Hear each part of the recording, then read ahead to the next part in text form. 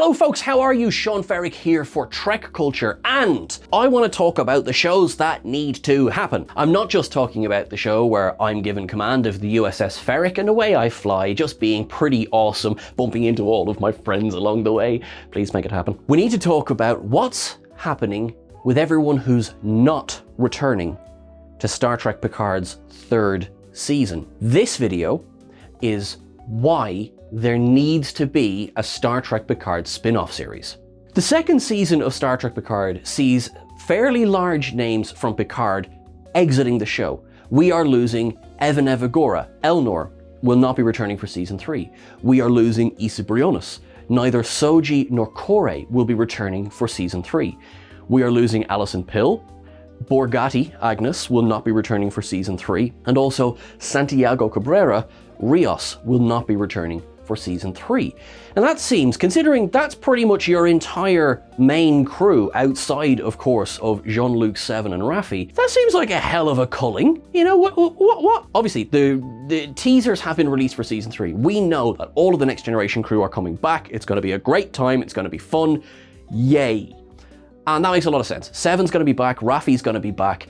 We're not going to be wanting when it comes to characters in Star Trek Picard season 3, but it already feels as though it's going to be its own movie, its own entity. So does that mean then that Star Trek Picard as we know it finished at the end of season 2?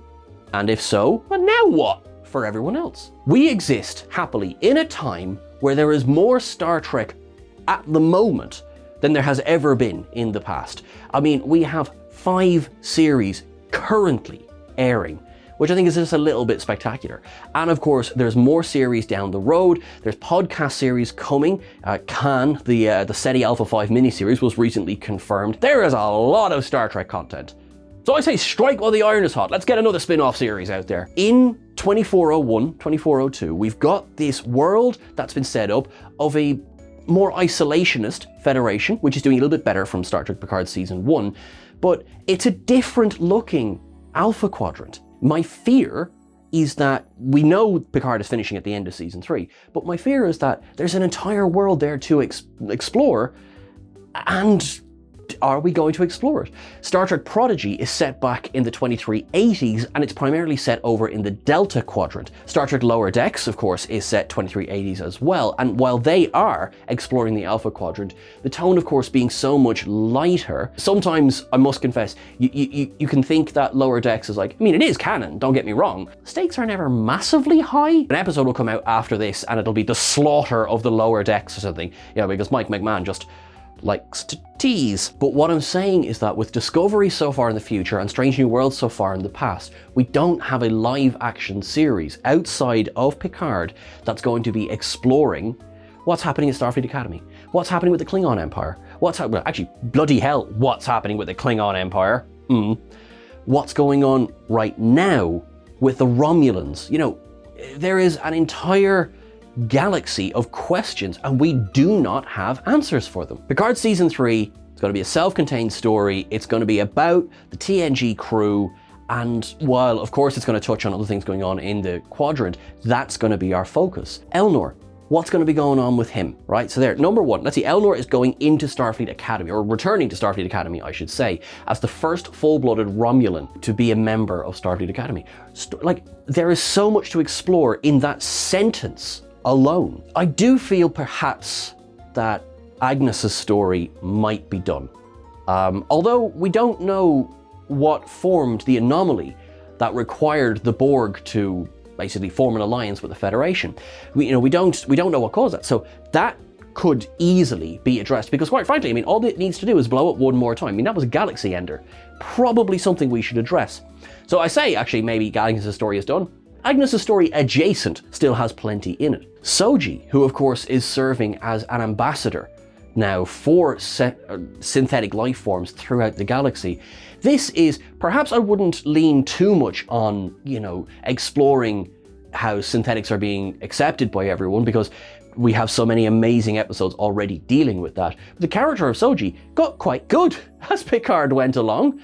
So it would be nice to not have the last time we see her she's teasing Agnes over a drink on, on the Delton planet. And it's just like, you've taken the time to create these pretty good characters and they're just kind of floating out there now. It also remains to be seen what's going to happen after season 3 with Seven and Raffi. As of the recording of this video, they're going to live a long and happy life and it's all going to be great. And I swear if they die in the first episode, I am not going to be happy. Let's take Seven as the point character here. So this imaginary spin-off is Star Trek 7. Straight away you get Raffi in as another officer on whatever ship 7 is serving on. Elnor, Starfleet officer, joins them again, no problem at all. How many times was Soji turning up on ships that she definitely had no business being on in the first season, so no issue there. Agnes, Comlink, be grand. Look, it's easy, easy, easy. All these characters need to be fleshed out and explored because otherwise they were placeholders. And I don't like that description for them because I don't think they were. I think they were better than that. I have many times discussed how in season 1 of Star Trek Picard, quite frankly, I couldn't stand Agnes Jurati, and in season 2 she became the MVP. She was easily the best part of season 2 for me. I would love to see perhaps what we do with her story going forward now that she is, of course, a Borg queen. How will Seven deal with her long-term going on? We don't know. We know in the 2380s that Janeway is piloting the Dauntless and she's out in the Delta Quadrant, but takes however long, a weekend to get there. What's Janeway doing? How does Janeway feel about the fact that there is a Borg permanent presence in Federation space? While I am a little time-traveled out at the moment, I do think Rios got a bit of a raw deal in season 2 of Picard. It's not quite that I don't like where he ended up, I just didn't love how we got there because he had just been made captain of the Stargazer and then, I think I'll stay in the past. It's fine. I'll abandon all of this future tech. It's great. It's fine. It's grand. Yes, there was more to it than that, but I would like if there was a conversation, if there was a way of having a cameo. I mean, we could do it 24th century, have a holographic version of him. We already have 75 holographic versions of him. I would like a little bit more closure on that storyline because it felt very, very rushed. And Rios was one of the best characters of Star Trek Picard. So that is something that I think needs to be addressed. But rather than spend the rest of this video talking, and then we do this one, and we do this one, and we do this one, I think for me, a spin-off series needs to happen because it's created such a large world and so many strong characters that the end of season 2 of Star Trek Picard has left me feeling a bit dissatisfied with how those storylines were wrapped up. Some lived, some died, some were, back in time, some were contemporary. That's great. Some will be showing up next season, some won't. And for me, I think it's an awful shame if Star Trek Picard's 3rd season carried 2 legacies. One being while it is not, of course, TNG Season 8, a spiritual sequel to The Next Generation where we get all the people back again, we'll have so much fun. The other legacy being, we had to stop Star Trek Picard because we needed to do Next Generation again. Obviously, I don't think that's what they're doing, but I don't like even thinking that because the argument is there that that's what we could see. Easy answer. Spin-off series. As it stands, I think 4 spin-off series have been confirmed while I've been recording this video. So you never know, Picard spin-off series could be confirmed at this stage. Wouldn't that be nice?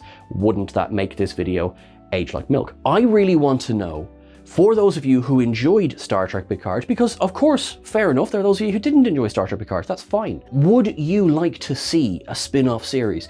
And if so, more specifically, what form would you like to see that take? A one series, one and done, here's all of our characters, here's what we're gonna do, a sprawling epic that goes on for years. What is it that you would prefer? And are there any characters who you feel have been really shortchanged by how they were either written into or written out of Star Trek Picard? Let me know. I do, of course, believe in my heart of hearts that Laris will be back in season 3 in a starring role in every episode, and I will not be a happy person if that is not the case. Thank you so much for watching, everyone. Please let us know what you thought in the comments below. Please don't forget to like and share this video, specifically these why videos. These are super important to get them out there because they're obviously a little bit different from the other things we do on the channel, and we have so much fun doing them. We love discussing theories with you, but to do that, these videos need to be shared wide. Disagree with me entirely in the comments, absolutely fine. It's part of the fun of all of this, but make sure it gets seen by as many people as possible. So please share this out. Everyone, you can get in touch with us over on Twitter at Trek Culture, and you of course get in touch with myself at Sean Ferrick and all the various socials as well. Our friends in Ukraine, keep fighting, stay strong. Our friends in Iran, you are incredibly brave, and I wish only the best and peace for all of you. Everyone, stay wonderful, live long and prosper. Have a however long it is until I see you again. Make sure it's great. Make it so.